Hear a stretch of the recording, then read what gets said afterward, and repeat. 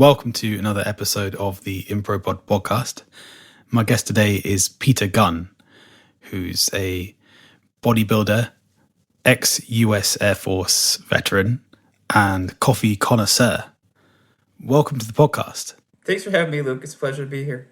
So tell me a bit about your bodybuilding work. Well, when I was younger, I was overweight. So I'm only 5'3", so quite short, and I was 230 pounds, quite big. So I decided to change my diet, change my lifestyle, studying about diet, nutrition, and turn my life around. And once I stepped into the gym, started bodybuilding, I loved it. So fell in love with it. And I've been doing it since I was 16. So it's become a lifestyle. And do you compete? I did when I was younger, yes. Shorter guys usually have it easier because muscle looks better up on stage versus the taller guys. It looks disproportionate. It's a lot of fun. Great. So tell me a bit about your US Air Force days. Well, I'll be considered a aircraft electrician is when my job in the U.S. Air Force on fighter jets, mainly F-16s.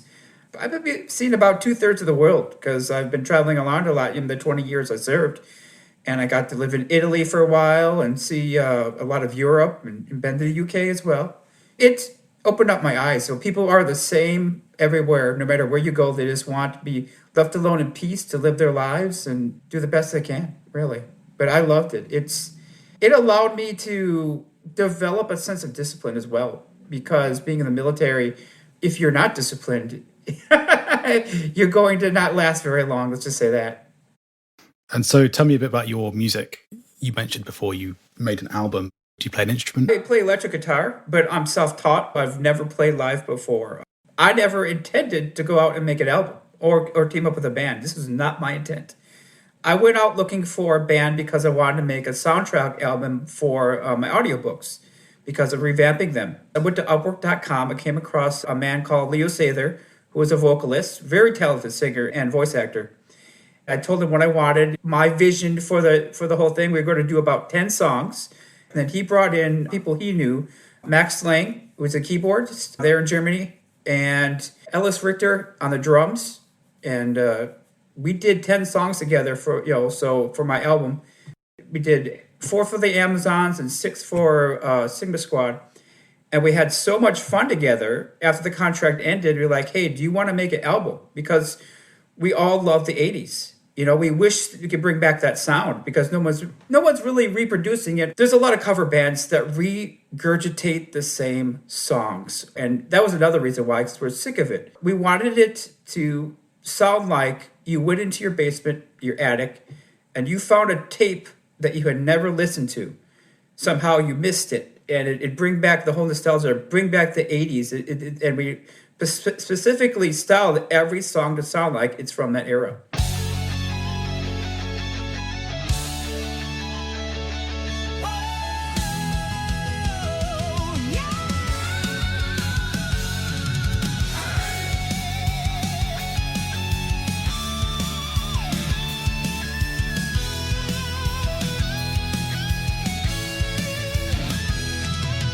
So I'm going to play you a piece of music, and it's completely improvised. So I haven't thought about it at all. I haven't planned it. And I'd like you to tell me what it makes you think of. So that's anything that comes into your mind, any kind of thoughts, emotions, ideas. Don't analyze it too much.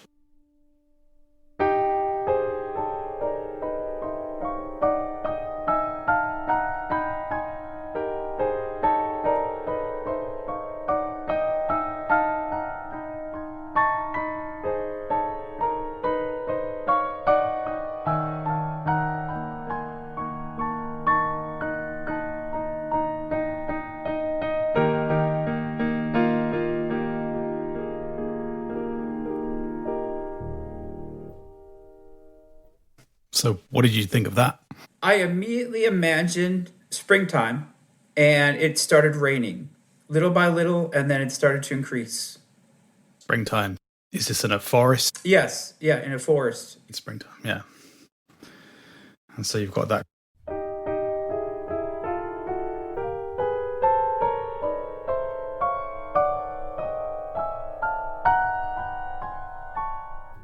Yeah, I see that. And so you've got this kind of sense of life. Things are starting up.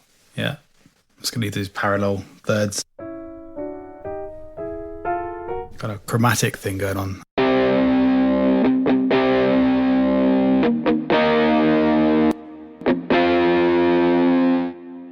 I'd like you to tell me a story of some kind. I'll break the story down into sections and improvise a soundtrack to the story. I'll tell you about my NDE when I was younger. So NDE is near-death experience. I was about 7 years old, and when you're that young, you don't realize the signs of heat stroke. And I actually died. I passed from heat stroke.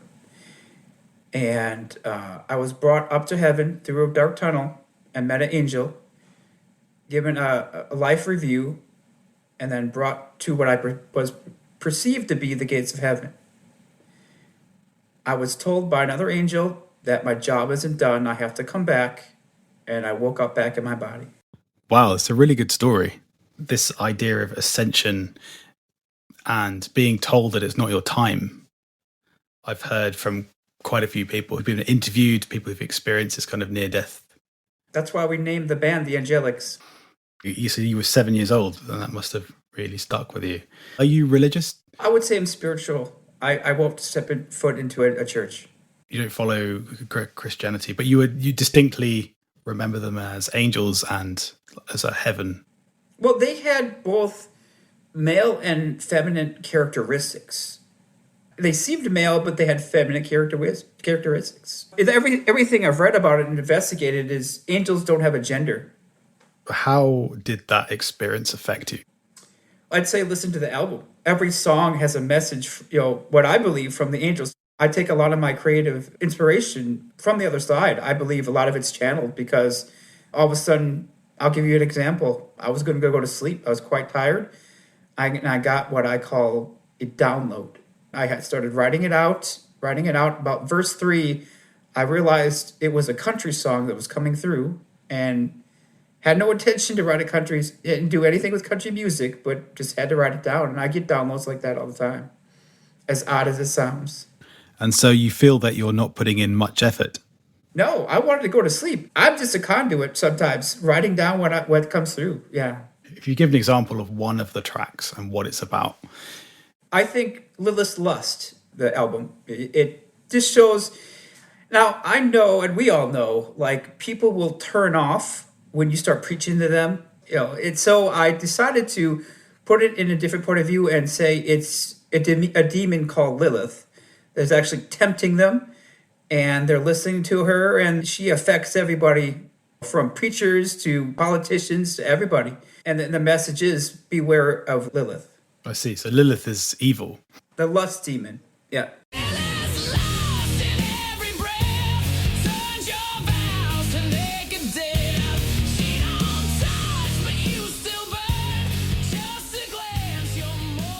And have you encountered this lust demon? No, there was an incident back when I was still serving the U.S. Air Force back in 2004 where I encountered a succubus. And let's just say that wasn't pleasant. It's a demonic entity that will drain one's spirit.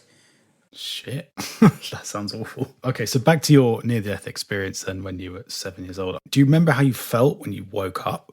Disoriented. Like, your first instinct as a human being is like, okay, that was just a really vivid dream. You try to just get back to your normal life, but there were paranormal experiences that happened afterwards, so I knew that it wasn't just a dream. I guess the doctors afterwards said to you at some point that you died.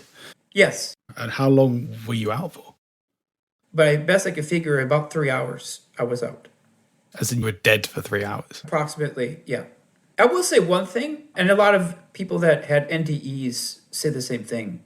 Here, time's linear. You can perceive time going on. But there, it's completely different. It almost instantaneously happens. As in your perception of time is completely different. They had given me a life review when I first got there. You're expecting time to transpire as you're watching this because it's happening in front of your face. But then when it was done, it felt like no time had passed. Like it just, bam, happened. And do you remember anything about that life review? Well, I was only 7, so it was very brief. It went over one time when, let's just say, I wasn't the kindest I could have been to my sister. Okay. But other than that, it was really just not much of anything. So I'm going to improvise a soundtrack to this now. I'm going to go for this sense of the heat, the fact you're in the sun and you're not aware of it, and this kind of intensity of the heat, right? And then this death and this ascension, and then this kind of feeling that it's not your time. You've got to go back. So I'm going to play with those ideas musically.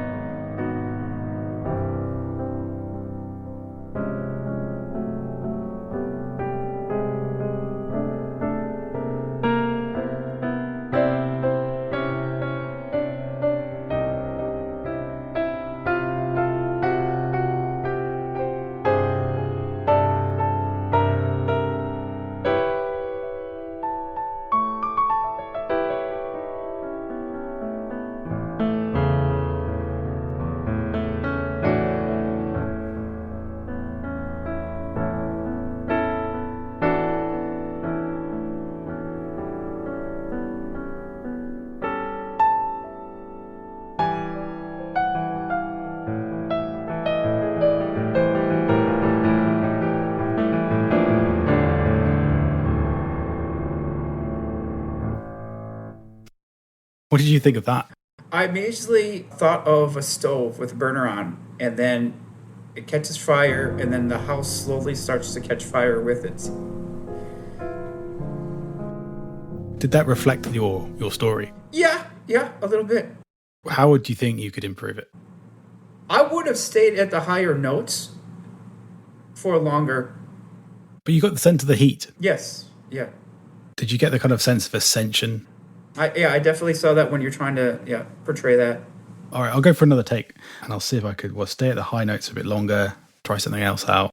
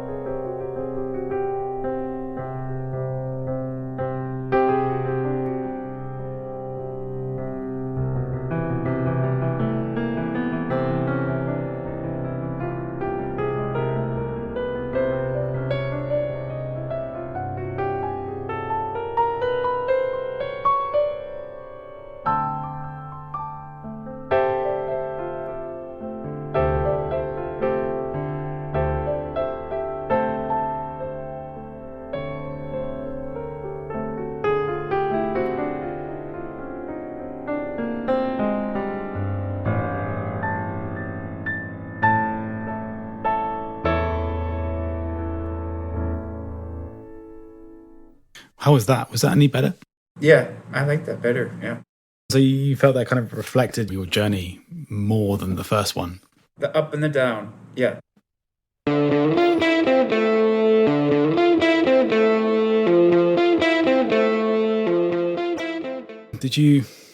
have a particular musical approach that you used in terms of finding the vibe? I wanted riffs that sound like they came from heaven.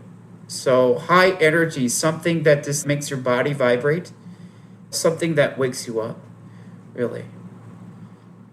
And I often think about, on the other side, if you read ancient texts like in the Gnostic Gospel and stuff like that, apparently Lucifer, he played a lyre, L-Y-R, a lyre. I'm not sure how you pronounce it, but he was a musician as well. So that's a kind of stringed instrument. So if I was going to write a riff from heaven, then just the riff, it needs to be quite full on, right? It needs to be quite, what's the word, dramatic, I think, positive, kind of rock-like.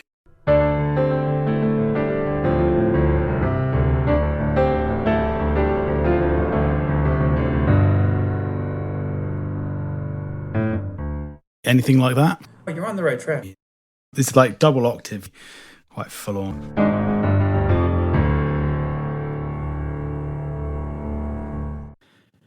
Can you tell me another story? And I'll break it down into sections and improvise a soundtrack to it. Well, I'm only 5'3". I'm short, so I use it to my advantage. You'll actually fit into a group of people, they won't even know you're there. Sort of like a hobbit. So when I was in the military, we were going to Atlantic City on the east coast of the USA. And when I got to the hotel we were staying in, and it was at the Borgata, very high-end swanky joint, they said, "Oh, I'm so sorry, sir. We'll have to upgrade you to a VIP suite because we have no other rooms available." The room was so big it had its own echo. And that night, I wound up playing poker with James Gandolfini, the actor from the Sopranos. I got to play blackjack with him just because of all that happening, yeah. And what were you doing in Atlantic City? I was with the U.S. Air Force Thunderbirds, the air demonstration team. We went around doing air shows. Oh, great. Wow. That must be good fun. Oh, yeah, but a lot of travel. Okay, so you're there doing these air shows and you get into this game of poker with James Gandolfini, the guy from The Sopranos. Who won the game? Do you remember? Well, I know I didn't. I just got to talk to him briefly. He got up and walked away. Do you remember how you felt when you entered this game? Well, to see him, when I saw him, I was shocked. Which is, I'm sure anyone's would be when they saw someone famous. My first impression is I have to be a decent human being, so I'm not going to acknowledge him. I'm not just going to let him play his game. So what was the vibe of Atlantic City like? High energy, a lot of alcohol, drinks going around, flashy lights, people shouting, drunk people making displays. Okay, so I'm going to try and get a sense of this high energy, kind of flashy town. Lots of gambling going on. And then this sense of shock as you end up playing this game of poker.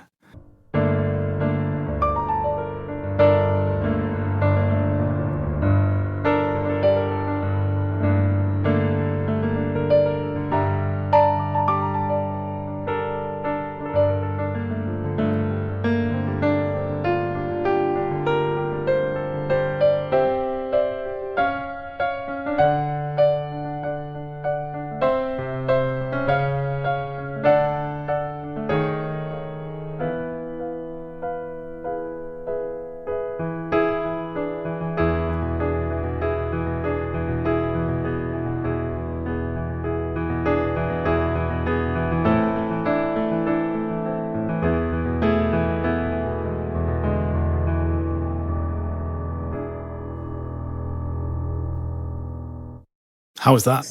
Yeah, I got the feel of the casino. Yeah, good job.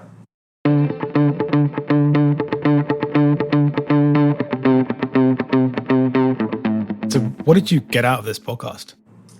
Sense that everyone's connected. No matter where you are, everyone's connected and can be better connected. So did you get something out of my playing? Yeah, definitely. I can feel it in my spirit. Yeah. Thank you. What do you mean by you can feel it in your spirit? My spirit's uplifted. Do you feel this podcast has a connection to the ethereal, if you like? Being able to communicate in a way that is intangible, beyond the physical realms. Oh, yeah. Angels speak in music. Angels speak in music. So trust me, all you're doing is communicating with your music. What kind of music do they speak in? Is there a particular genre? Well, if you read the Bible and understand what's being said is they are constantly in praise to God, but it's singing praise. It's constantly sung and harmonized over and over. Can they sing stuff that isn't in praise to God? Well, that's what happened to Satan. I see. He started praising himself, did he not? Yeah. It's been great to talk to you, Peter. Very insightful. Yeah, it's been great to talk to you too. Join us again for another episode of ImproPod. Thanks for listening.